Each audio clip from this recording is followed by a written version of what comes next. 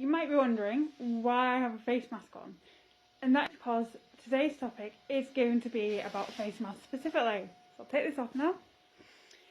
So face masks are an essential evil right now.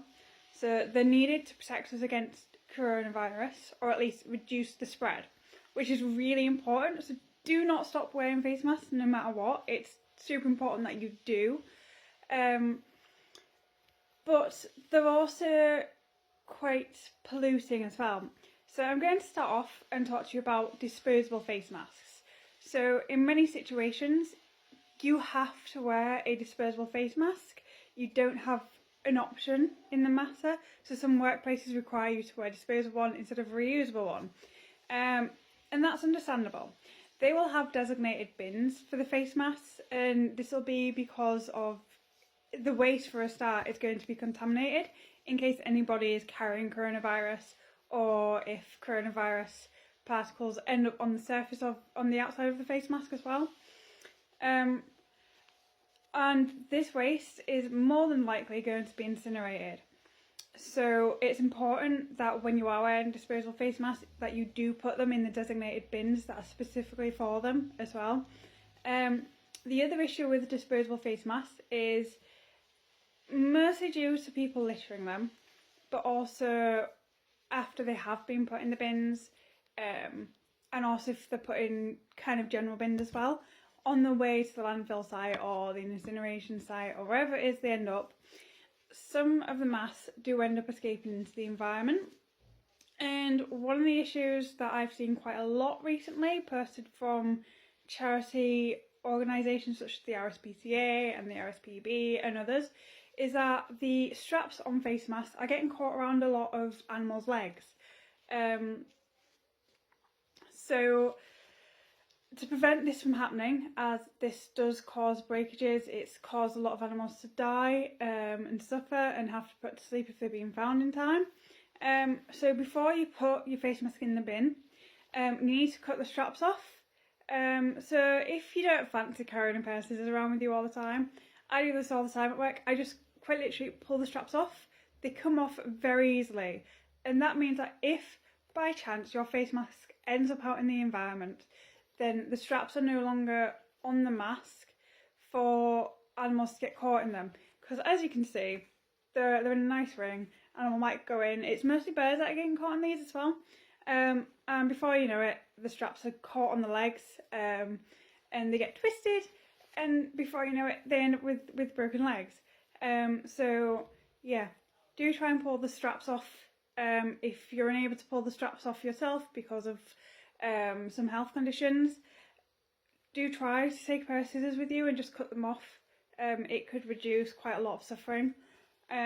Unfortunately, we can't do much to prevent the issues with plastic and pollution caused by disposable face masks, but we can at least prevent animals from getting harmed by them. Now, in other situations where you don't have to wear a disposable face mask and can wear your own reusable face mask, I do suggest you do so. So that prevents a lot of waste going to landfill.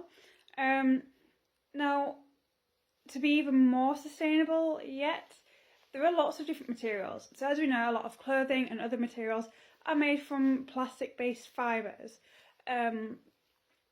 So whenever anything's put in the wash, these fibres come off and then they go into the environment, break down into microplastics and cause further pollution.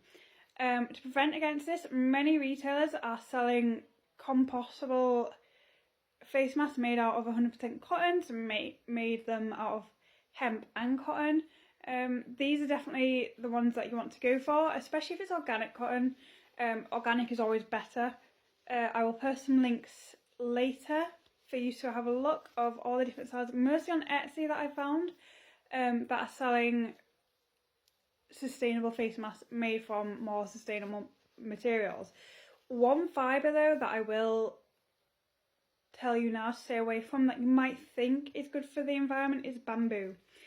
Bamboo in general, when made into many products like straws and other things, can be absolutely amazing for the environment. But when it's synthesised to make other products such as fabrics, this is a form of greenwashing. And The reason I say this is because when bamboo's converted into the fibres to make clothing and textiles, a lot of chemicals are added during the process, which actually makes them quite toxic if they do end up out in the environment, and actually are not that compostable and biodegradable, and can be just as bad as plastic and microplastics as well. So stay away from bamboo fibres. It is a form of greenwashing. Don't fall for it. When they are talking about how their products are sustainable, what they'll do is they'll use punch words like it's eco-friendly, and then they'll talk about why bamboo is eco-friendly and not why the bamboo fibres are eco-friendly. So they're not lying in any part of this. They might be using eco-friendly, but eco-friendly is such a general term that anybody can kind of put it on almost anything. It's quite disturbing. And the same goes with biodegradable. Pretty much everything's biodegradable. You can put biodegradable on a single-use plastic bottle. It's still biodegradable. It doesn't make it eco-friendly though. So yeah, this is a whole other topic, so I'm going to stop now, as I do want to cover this later on in a different video. Join me next week, where I will hopefully show you how to make oat milk and talk about which milks are more sustainable and which milks that you need to stay away from if you want to live a sustainable life. I hope you can watch that. Thanks for watching. Remember, 100% cotton fibres, stay away from bamboo, and best of luck. Bye.